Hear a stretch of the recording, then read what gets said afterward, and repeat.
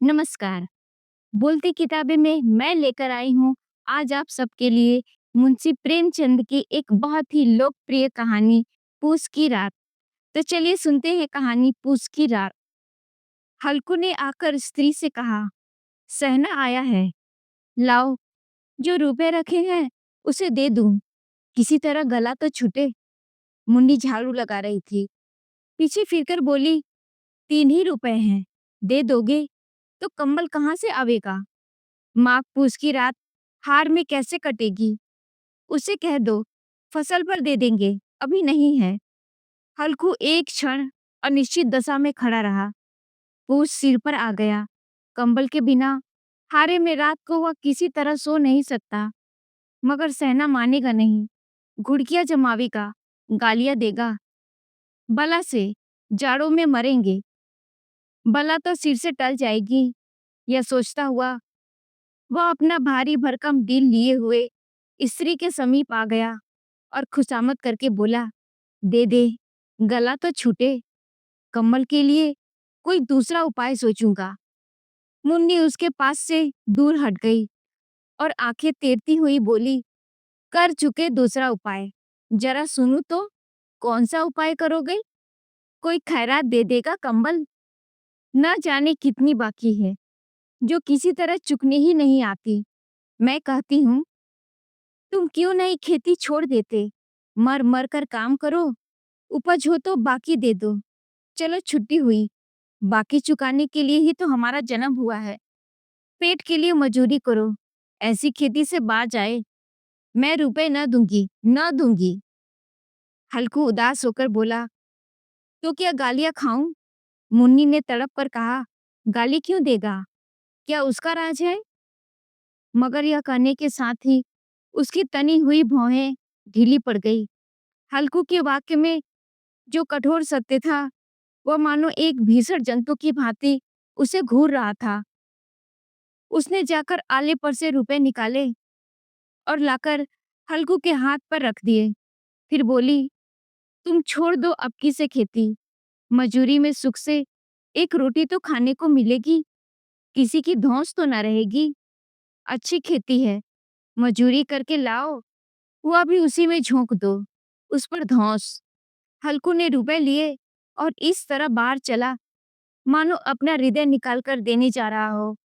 उसने मजूरी से एक एक पैसा काट काट कर 3 रुपए कम्बल के लिए जमा किए थे। वह आज निकले जा रहे थे। एक एक पग के साथ उसका मस्तक पानी दीनता के भार से दबा जा रहा था। पूस की अंधेरी रात, आकाश पर तारे भी ठिठुरते हुए मालूम होते थे। हल्कू अपने खेत के किनारे ऊख के पत्तों की एक छतरी के नीचे बांस के खटाले पर अपनी पुरानी गाड़ी की चादर ओढ़े पड़ा कांप रहा था। खाट के नीचे उसका संगी कुत्ता जबरा पेट में मुंह डाले सर्दी से कू कू कर रहा था। दो में से एक को भी नींद नहीं आ रही थी। हल्कू ने घुटनियों को गर्दन में चिपकाते हुए कहा, क्यों जबरा, जाड़ा लगता है। कहता तो था घर में पुआल पर लेट रह, तो यहाँ क्या लेने आए थे। अब खाओ ठंड, मैं क्या करूं। जानते थे मैं यहाँ हलवा पूरी खाने जा रहा हूँ, दौड़े दौड़े आगे चले आए। अब रो नानी के नाम को। जबरा ने पड़े पड़े दुम हिलाई, अपनी कू कू को दीर्घ बनाता हुआ कहा, कल से मत आना मेरे साथ, नहीं तो ठंडे हो जाओगे।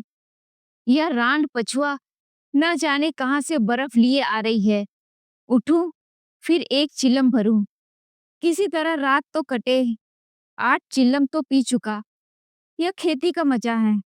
और एक भगवान ऐसे पड़े हैं जिनके पास जाड़ा आए तो गर्मी से घबरा कर भागे। मोटे मोटे गद्दे, लिहाफ, कंबल, मजाल है जाड़े का गुजर हो जाए। तकदीर की खूबी, मजूरी हम करे, मजा दूसरे लूटे। हल्कू उठा, गड्ढे में से जरा सी आग निकालकर चिल्लम भरी। जबरा भी उठ बैठा। हल्कू ने चिल्लम पीते हुए कहा, पिएगा चिलम, जाड़ा तो क्या जाता है, हाँ जरा मन बदल जाता है। जबरा ने उसके मुंह की ओर प्रेम से छलकती हुई आंखों से देखा। हल्कू, आज और जाड़ा खा ले, कल से मैं यहाँ पुआल बिछा दूंगा, उसी में घुसकर बैठना, तब जाड़ा न लगेगा। जबरा ने अपने पंजों उसकी घुटनियों पर रख दिए और उसके मुंह के पास अपना मुंह ले गया। हल्कू को उसकी गर्म सांस लगी। चिल्लम पीकर हल्कू फिर लेटा और निश्चय करके लेटा कि चाहे कुछ हो जाए, अब की सो जाऊंगा। पर एक ही क्षण में उसके हृदय में कंपन होने लगा। कभी इस करवट लेटता, कभी उस करवट, पर जाड़ा किसी पिचास की भांति उसकी छाती को दबाए हुए था।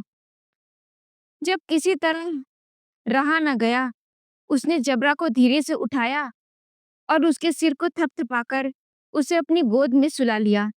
कुत्ते की देह से न जाने कैसी दुर्गंध आ रही थी, पर वह उसे अपनी गोद में चिपटाए हुए ऐसे सुख का अनुभव कर रहा था जो इधर महीनों से उसे न मिला था।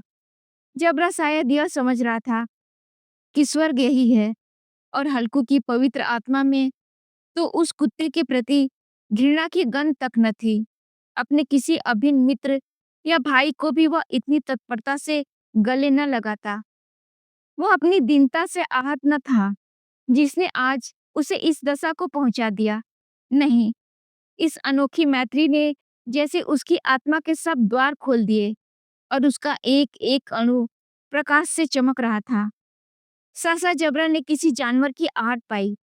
इस विशेष आत्मीयता ने उसमें एक नई स्फूर्ति पैदा कर दी, जो हवा के ठंडे झोंकों को तुच्छ समझती थी। वह झटपट उठकर बैठा, छपरी से बाहर आकर भूखने लगा। हल्कू ने इसे कई बार चुमकार कर बुलाया, पर वह उसके पास न आया। हार में चारों तरफ दौड़ दौड़ कर भूखता रहा। एक क्षण के लिए भी आ जाता तो तुरंत ही फिर दौड़ता। कर्तव्य उसके हृदय में अरमान की भांति उछल रहा था। 1 घंटा और गुजर गया। रात ने शीत को हवा से धधकाना शुरू किया। हल्कू उठ बैठा और घुटनों को छाती से मिलाकर सिर को उसी में छिपा लिया। फिर भी ठंड कम न हुई। ऐसा जान पड़ता था सारा रक्त जम गया है, धमनियों में रक्त की जगह हिम बह रही है। उसने झुककर आकाश की ओर देखा। अभी कितनी रात बाकी है? सप्तर्षि अभी आकाश में आधे भी नहीं चढ़े। ऊपर आ जाएंगे तब कहीं सवेरा होगा।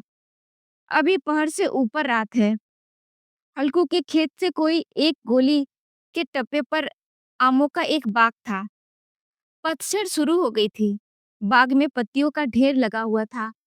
हल्कू ने सोचा, चलकर पत्तियां बटोरूं और उन्हें जलाकर खूब तापूं।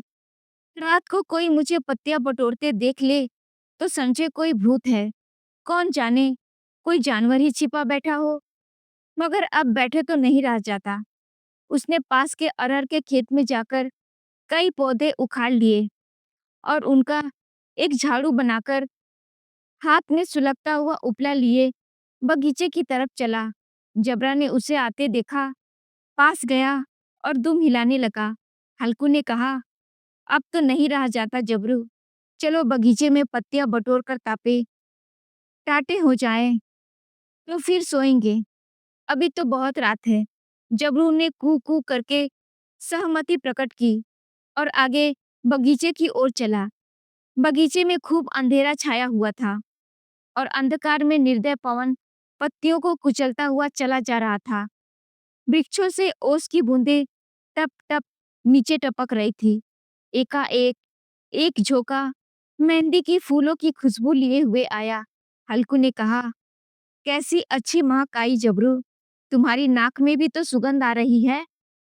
जबरा को कहीं जमीन पर एक हड्डी पड़ी मिल गई थी। उसे चिचोड़ रहा था। हल्कू ने आग जमीन पर रख दी और पत्तियां बटोरने लगा। जरा देर में पत्तियों का ढेर लग गया। हाथ ठिठुरे जाते थे, नंगे पांव गले जाते थे और वह पत्तियों का पहाड़ खड़ा कर रहा था। इसी अलाव में वह ठंड को जलाकर भस्म कर देगा। थोड़ी देर बाद अलाव जल उठा। उसकी लौ ऊपर वाले वृक्ष की पत्तियों को छू छू कर भागने लगती। उस अस्थिर प्रकाश में बगीचे के विशाल वृक्ष ऐसे मालूम होते थे मानो उस अथाह अंधकार को अपने सिरों पर संभाले हुए हों। अंधकार के उस अनंत सागर में यह प्रकाश एक नौका के समान हिलता मचलता हुआ जान पड़ता था। हल्कू अलाव के सामने बैठा आग ताप रहा था। एक क्षण में उसने दोहर उतारकर बगल में दबा ली। दोनों पांव फैला दिए, मानो ठंड को ललकार रहा हो। तेरे जी में आए सोकर ठंड की असीम शक्ति पर विजय प्राप्त कर वह विजय गर्व को हृदय में छिपा न सकता था। उसने जबरा से कहा, क्यों जब्बर, अब ठंड नहीं लग रही है? जब्बर ने कू कू करके मानो कहा, अब क्या ठंड लगती रहेगी? पहले से यह उपाय न सूझा? नहीं, इतनी ठंड क्यों खाते? जब्बर ने पूछ हिलाई। अच्छा आओ, इस अलाव को कूद कर पार करें, देखें कौन निकल जाता है। अगर जल गए बच्चा तो मैं दवा न कराऊंगा। जब्बर ने उस अग्नि राशि की ओर कातर नेत्रों से देखा।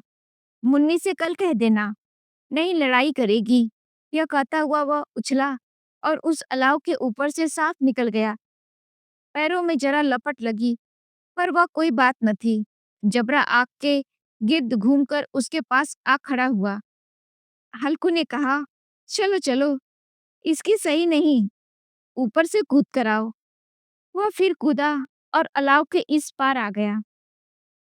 पत्तियां जल चुकी थी। बगीचे में फिर अंधेरा छा गया था। राख के नीचे कुछ कुछ आग बाकी थी, जो हवा का झोंका आ जाने पर जरा जाग उठती थी, पर एक क्षण में फिर आंखें बंद कर लेती थी। हल्कू ने फिर चादर ओढ़ ली और गरम राख के पास बैठा हुआ एक गीत गुनगुनाने लगा। उसके बदन में गर्मी आ गई थी, पर ज्यों-ज्यों शीत बढ़ती जाती थी, उसे आलस्य दबाए लेता था। जबरा जोर से भूंककर खेत की ओर भागा। हल्कू को ऐसा मालूम हुआ कि जानवरों का एक झुंड खेत में आ गया है। शायद नील गायों का झुंड था। उनके दौड़ने कूदने की आवाजें साफ कान में आ रही थी। फिर ऐसा मालूम हुआ कि खेत में चर रही है। उनके चबाने की आवाज चर चर सुनाई देने लगी। उसने दिल में कहा, नहीं, जबरा के होते कोई जानवर खेत में नहीं आ सकता। नोच ही डाले, मुझे भ्रम हो रहा है। कहाँ, अब तो कुछ नहीं सुनाई देता। मुझे भी कैसा धोखा हुआ। उसने जोर से आवाज लगाई, जबरा, जबरा। जबरा भूंकता रहा, उसके पास न गया। फिर खेत के चर जाने की आहट मिली। जब वो अपने को धोखा न दे सका, फिर खेत के चर जाने की फिर खेत के चरे जाने की आहट मिली। जब वो अपने को धोखा न दे सका, उसे अपनी निगाह से हिलना जहर लग रहा था। कैसा दंदाया हुआ बैठा था। इस जाड़े पाले में खेत में जाना, जानवरों के पीछे दौड़ना असह्य जान पड़ा। वो अपनी जगह से ना हिला। उसने जोर से आवाज लगाई, हिलो हिलो हिलो। जबरा फिर भूख उठा। जानवर खेत चर रहे थे। फसल तैयार है।